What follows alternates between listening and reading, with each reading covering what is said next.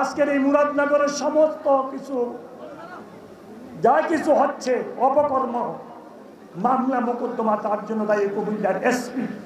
আওয়ামী লীগকে প্রতিষ্ঠিত করতে দেবে না মুরাদনগরের মানুষ। নির্বাচনের পরে কোথায় যাবেন আপনারা? ইনশাআল্লাহ বিএনপি ক্ষমতায় আসবে। 13টা বছর দেশের বাইরে ছিলাম, কত না কি অবস্থা ছিল। আল্লাহ যেমনি ভাবে মায়ের পেটে আমাকে রেখেছিলেন, তেমনি ভাবে আমাকে 13টা বছর রেখেছেন। সবাই বলে আলহামদুলিল্লাহ। এই মুরাদনগরের মানুষ কত অত্যাচার, অবিচার, জুলুম, নির্যাতনের শিকার হয়েছে। আজকে খুব দুঃখ হয়, মুরাদনগরের আমাদের এক ভাই যার নাম মাসুদ, মুরাদনগরে সবচেয়ে বেশি জেল খেটেছে মাসুদ। মুরাদনগরের সবচেয়ে বেশি মামলা মাসুদের। মুরাদনগরের মাসুদ জেলখানা থাকা অবস্থা তার মা মারা গেছে। এই ছেলেটা এখনো মামলার আসামি হয়েছে। যে সমস্ত হায়ওয়ানেরা আওয়ামী লীগের গুপ্তি মেরে আছে, প্রশাসনে, পুলিশে, তারা এই সমস্ত কর্মকাণ্ডগুলি করেছে।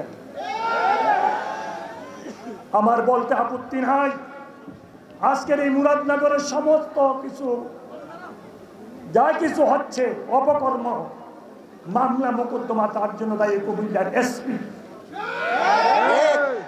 সবাই বলেন ঠিক না ভাই? আর আমরা চাকরি থেকে বিদায় চাই।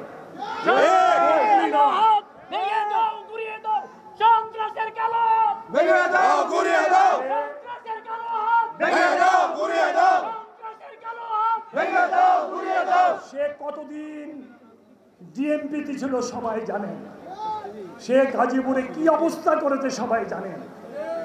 সে কুমিল্লাতে জয়েন করার পর থেকে মুরাদনগরের ওসিকে বদলি করেছে, বাঙ্গুরার ওসিকে বদলি করেছে, তার মন মতো করে সাজাইছে যাতে করে আওয়ামী লীগকে সাহায্য করা যায়। কিন্তু মুরাদনগর মানুষ এটা বরদাস্ত করবে না।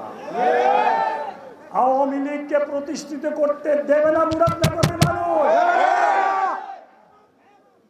আমাদের নির্বাচনের জন্য অপেক্ষা করতে হবে, দোয়া করতে হবে যাতে আল্লাহ পাক ডিসেম্বরের মধ্যে নির্বাচন আমাদেরকে ব্যবস্থা করে দেন। নির্বাচনের পরে কোথায় যাবেন আপনারা? ইনশাআল্লাহ বিএনপি ক্ষমতায় আসবে। আল্লাহর রহমতে বিএনপি ক্ষমতায় আসবে। ইনশাআল্লাহ ক্ষমতায় আসবে।